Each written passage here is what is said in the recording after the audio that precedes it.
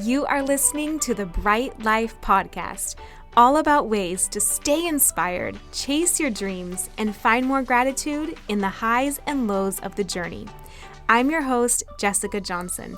I'm a business owner, a part-time digital nomad, a self-growth junkie, a believer in other big-hearted women, and am all about sharing tips, tricks, lessons learned, and encouragement so we can all live our biggest, brightest lives. You ready?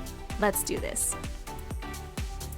Hi guys, welcome to today's episode. Today I have someone that I'm so pumped to share with you. She is just full of so much passion and wisdom, and she's going to help us all around this idea of having the audacity to do what you're here to do, what you love to do, to step into your power and to live a life that feels really true to you and lights you up.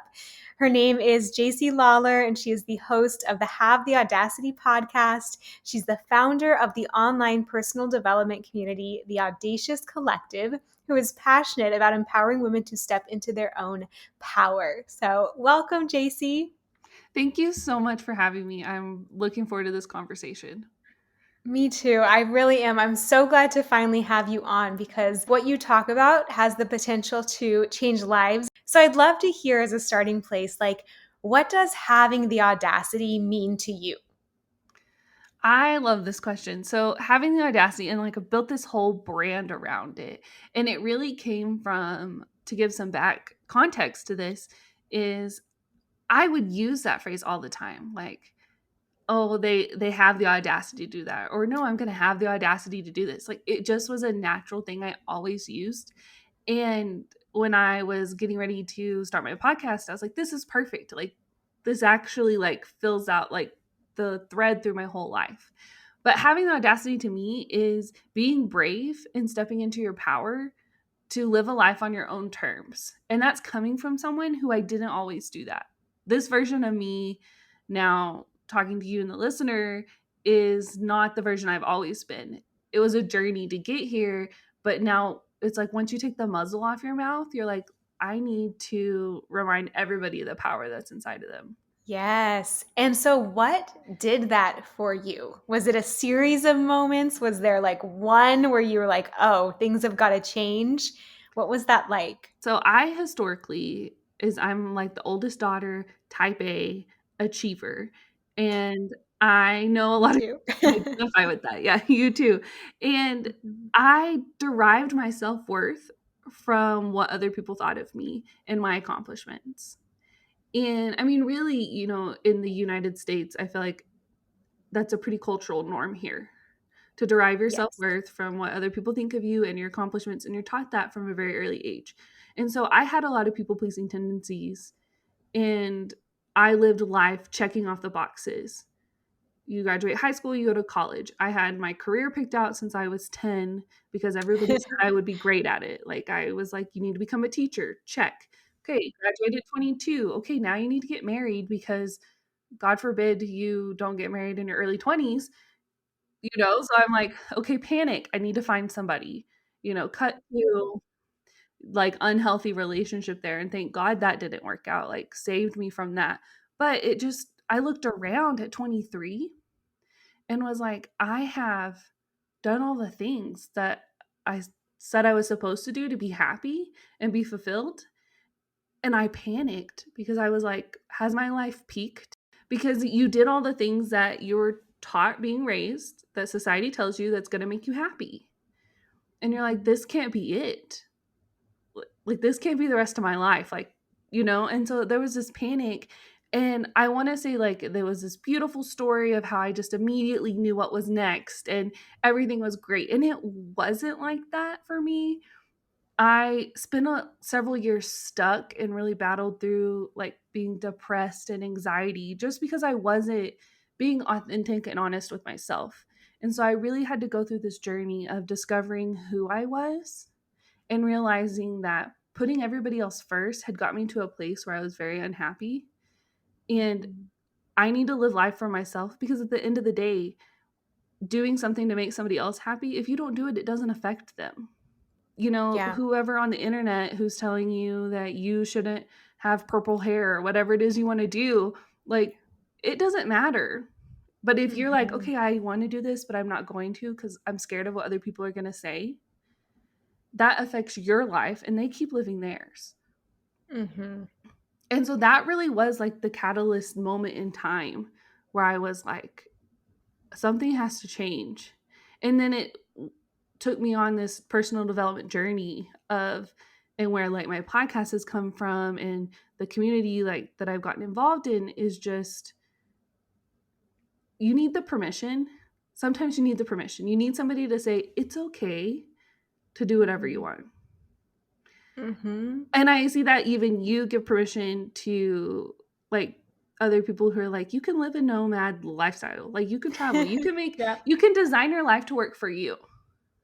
Love that. And love that even what you said about having a stuck period and figuring it out. I love that you normalize that because I think sometimes there is that expectation of, okay, I've gotten the confidence to say I'm going to do something different, to go after what I want. And it's not always that moment to this magical ending of figuring out what you want. A lot of times, there's really that gunky period of being like, okay, I know I want something different, but you kind of have to slog through it to figure, like there's a little bit of a disassembling, I think, before things rearrange into something better. Have you experienced that as well? Yes, I totally agree with that. I mean, because you start off when you're trying to change things, you still stay in the realm of what you know. So my first jump Yeah. was to go to grad school. Like, okay, maybe I just need to go back to school and I can move up the ladder within my field. And then I was like, nope, that doesn't make me happy. Like I'm still dealing with the depression and the anxiety and I've learned now that that's your body communicating with you. Something's not aligned.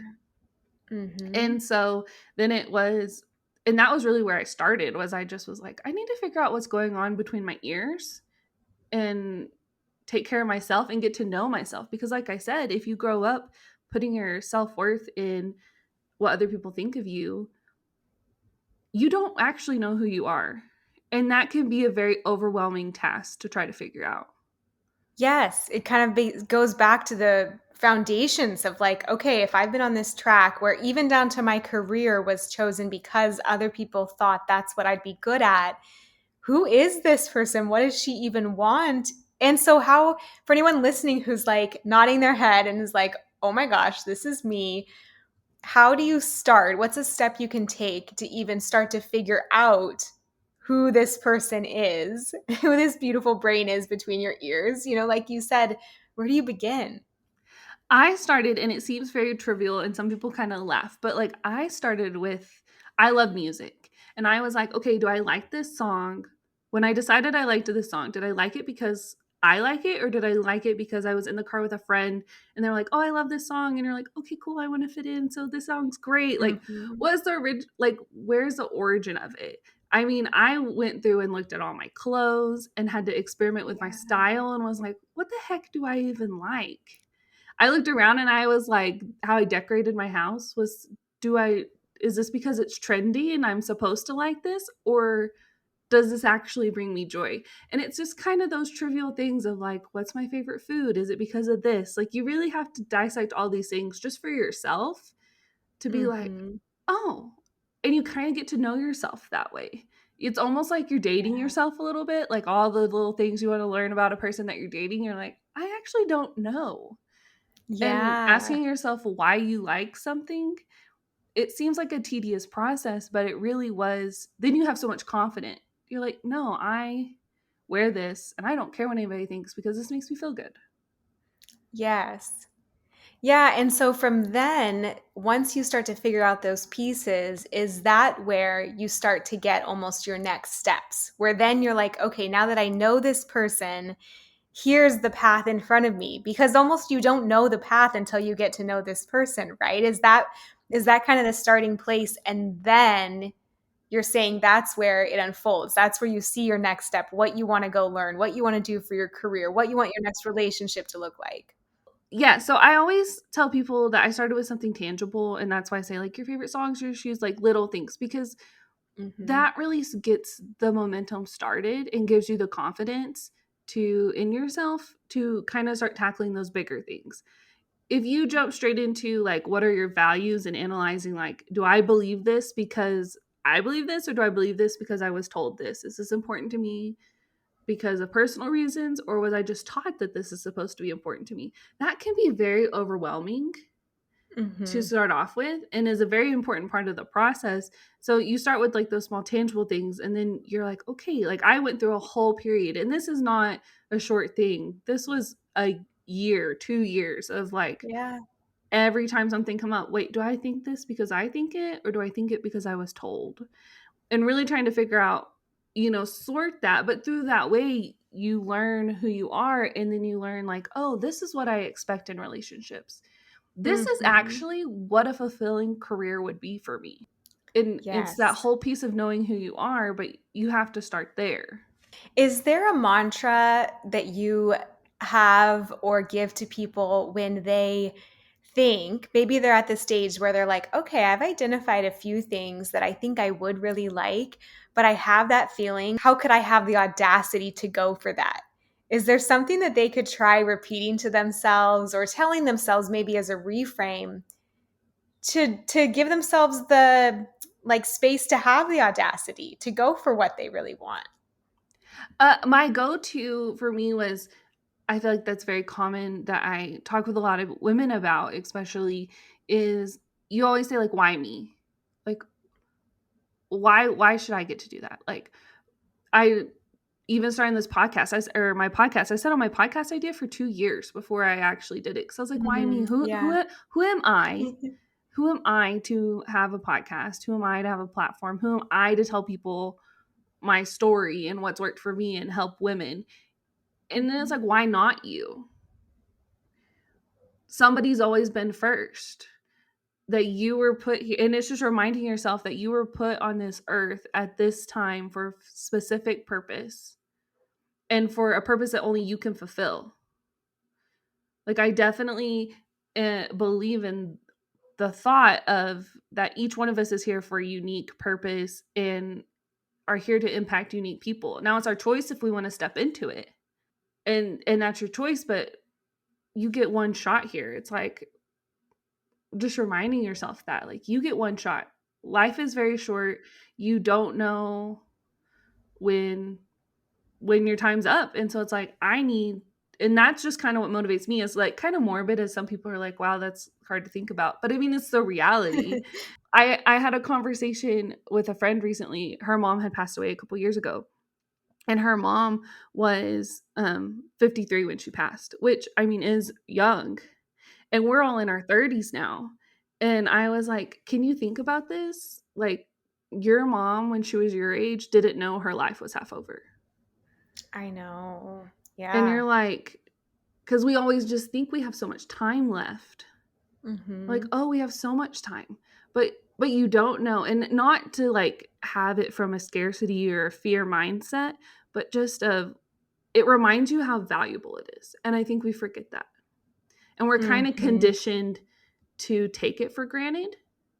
And Mhm. so that's really like when you're like, why should I do this? Like, I'm scared. I know I need to step into this, but like, why not you? Why not me? Everybody had to be first at something. And honestly, the more conversations I've had with people, everybody does things scared that you don't even think. I had a conversation, 100%. um I had the opportunity to have a conversation with Ann Hyatt, who was um the chief of staff for Eric Schmidt, CEO of Google. And I bring Mhm. this up because she was telling me, we were talking about this, and she said that he talked on one of the biggest stages, tech stages in the world. And, he's CEO of Google. We think he's going to go up and talk like it's fine. He comes off, and he had just talked about AI, and it was the first time anybody had ever talked about it. And he comes off and he looks at her and he's like, do you think that was okay? Hmm. And she's like, what do you mean, do you think that was okay? Like, you're Eric Schmidt. Like, what are you doing? Yeah. But it was just like, I share that story to be like, normalize if you're scared and you aren't sure, or you're nervous about something that you need to do, or nobody else gets it. Every person who's accomplished anything has felt the same way. Yeah, I just think that that was something I didn't get before doing a lot of these things that you mentioned, like starting the podcast or traveling or anything, like every single person is scared before they do these things. Like it's just the people that you see doing it have put in the reps or they've gotten over that first hurdle of being scared. But it doesn't mean that they were one of just the lucky ones gifted with not being scared. It's probably like they just saw the fear and saw something that they wanted more, you know? Yeah, everybody does everything scared. And I feel like that just Yeah. needs to be normalized. If somebody's like, oh no, like this doesn't bother me, you're like, okay, but the first Mm-hmm. time you did it, I don't care what you say, like that was scary. Okay, so for the listeners who are like, okay, I'm on board with this, but they're, like you mentioned in the beginning, kind of a recovering people pleaser, and that voice is still strong in their head that's like, I got it. I want to do my things. Okay, why not me? Like, I can do this, but what will people think? What do you say to that? I love to say that the biggest permission slip you can have is you're not responsible for other people's opinions. You're not responsible for other people's emotions, for other people's thoughts. Yeah. I'm big on you control what you can control. Mm-hmm. You can control how you show up to a conversation. If the big thing you know you need to do is quit your job, then your boss may have an adverse reaction to that. That's not your responsibility. It's not your Mm-hmm. responsibility to now it's your responsibility to show up in a way that is professional and respectful in that situation, but how it goes after that's out of your hands. You want to start a business and work for yourself, and nobody in your family has ever done that before, and they look at you like you're crazy. Like, why would you leave security of working for somebody else? Mm-hmm. Then, because that is like a thing right now, I talk with a lot of women who are like, yeah, but my family thinks I'm Yeah. crazy. Like, okay.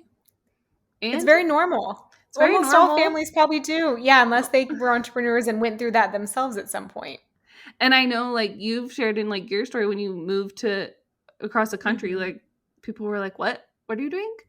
And but you're just like, with that, it's like you're not responsible for it. And Mm-hmm. honestly, a huge thing that I've learned is if you're trying to be responsible for other people's emotions, you're really manipulating the situation. And you're Mm. manipulating them. If Yeah, you're honest, you it's don't true. trust them enough to handle your truth. And now sometimes that can be founded. And that comes from somebody who is a huge people pleaser.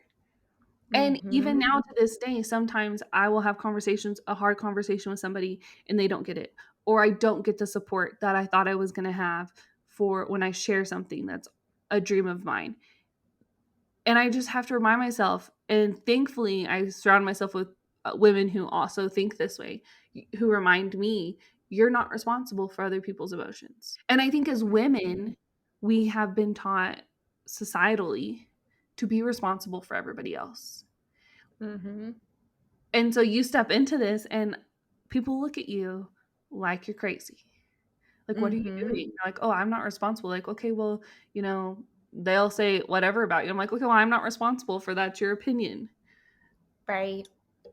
Yeah, it's a great point that society for a long time has asked women to contort around everyone else's opinions and feelings. And that it's almost like gives permission, what you said, in a way that, like, of course, this feels a little bit unnatural because we've all been subconsciously or very outwardly taught that this is what you should take on and what you should maneuver around.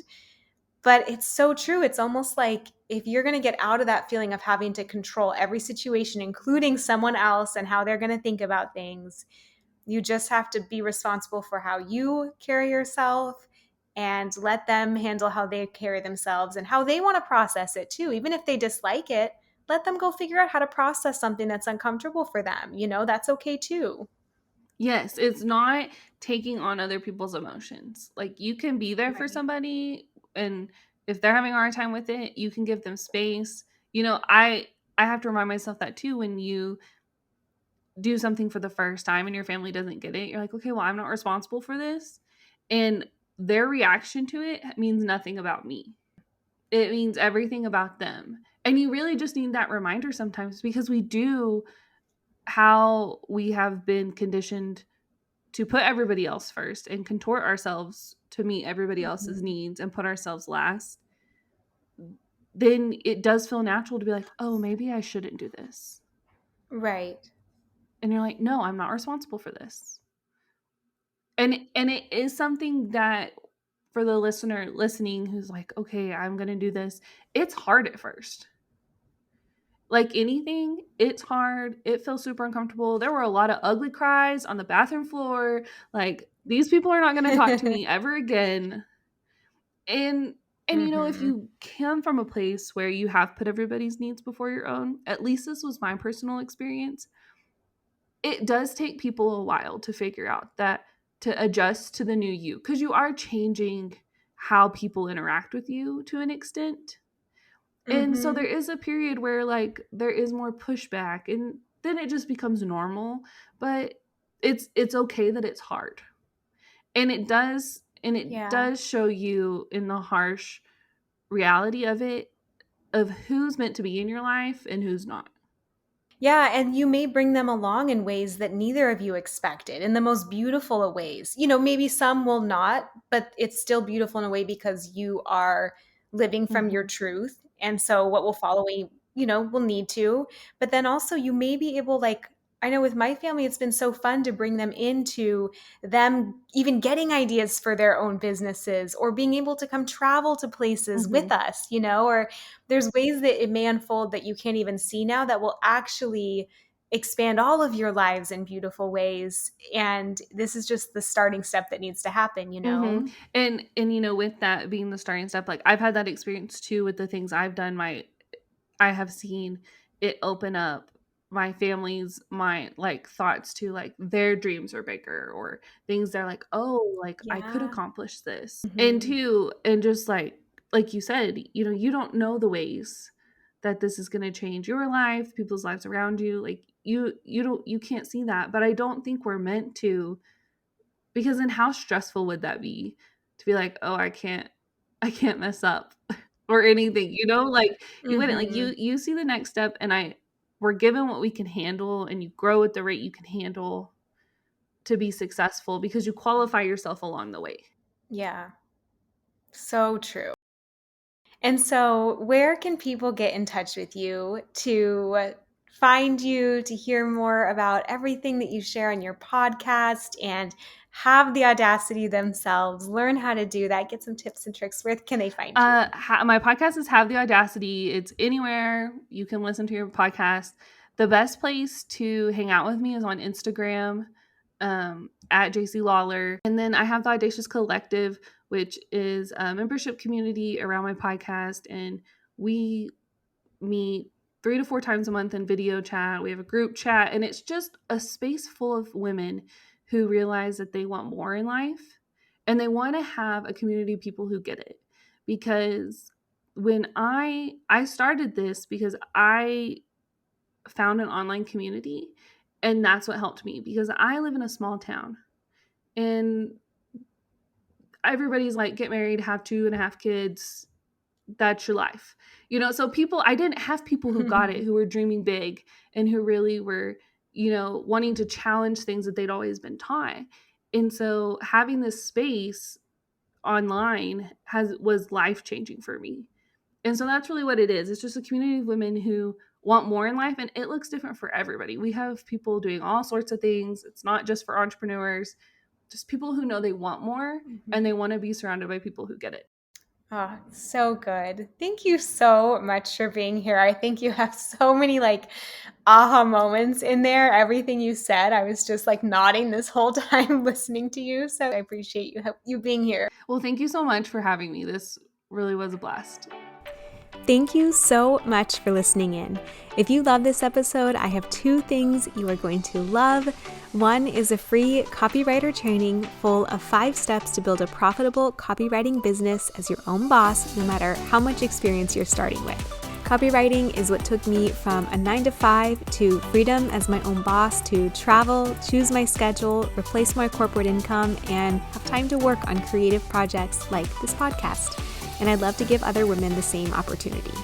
Another, of course, is my book, Your Bright Life. You can find it on Amazon or Audible, where I narrate the audiobook, so it's kind of like a podcast in book form. All of these things are in the podcast show notes. Thank you again for listening. I appreciate you and your review so much, and I'll see you back here next Thursday.